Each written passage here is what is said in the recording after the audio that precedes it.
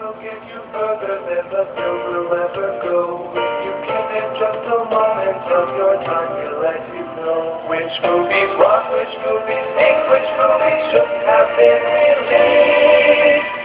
Say hello to Confused Matthew.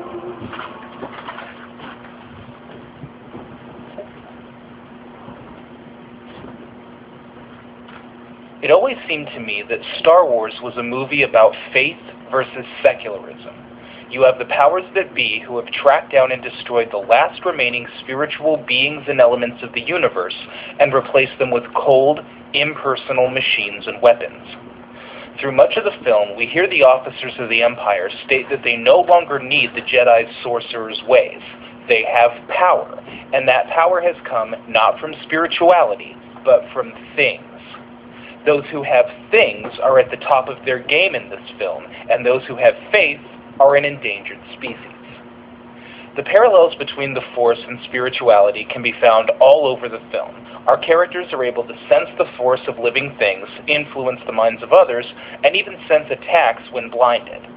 What separates this from generic superpowers is that none of the characters are actually controlling or manipulating the spiritual force.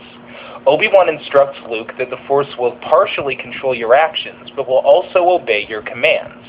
This suggests a kind of symbiosis between a Jedi and the Force. The Force itself is said to guide them in these activities, and the more devout and in tune you are with the Force, the more it will work with you. I'll never forget hearing Han Solo say to Luke, "I've seen a lot of crazy things, but I've never seen anything to make me believe that there is one all-powerful force controlling everything." When I was a kid, it almost depressed me to hear him say this, because I always believed that if Han had just opened his mind and had a little more faith, he could have become a great Jedi himself. Our main character is Luke Skywalker, a simple man who realizes that he is descended from something far greater than farming, and that he is far more important than he ever knew.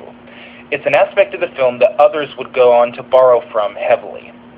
Alongside him is Obi-Wan Kenobi, one of the last remaining Jedi in existence. Most of what Obi-Wan does to help Luke is non-violent. He uses mind tricks and sneak tactics, but only resorts to force when he really needs to, and even then it isn't a welcome action for him. Obi-Wan does very little with regard to combat, but he doesn't need to.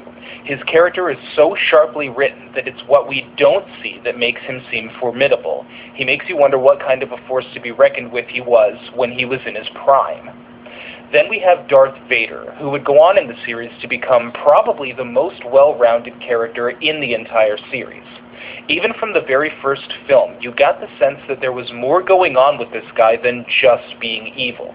Vader seems to be a tragic character, a man who was a Jedi but had his mind corrupted by the dark side. The remaining characters in the film serve their purpose perfectly. R2-D2 and C-3PO mainly provide exposition and comic relief, but it's a pleasure to have them on screen. Leia is a great female lead, fulfilling her role as the traditional damsel in distress without becoming helpless or submissive. This lady can hold her own.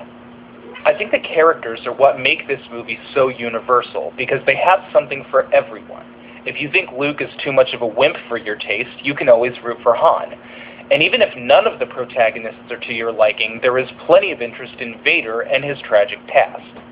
George Lucas crafted a traditional story of good versus evil in Star Wars, but like all good writers, he didn't just give us another good versus evil story. He takes tradition and enhances it. It's all the same story we've seen many times, but told in a different and more engaging way. Star Wars is a great adventure and a great fantasy, appealing to the child in all of us. There have been many revisions to the film over the years, but only superficially so. I'm using caps from the special edition Star Wars because it was the only one I could get to load right on my computer.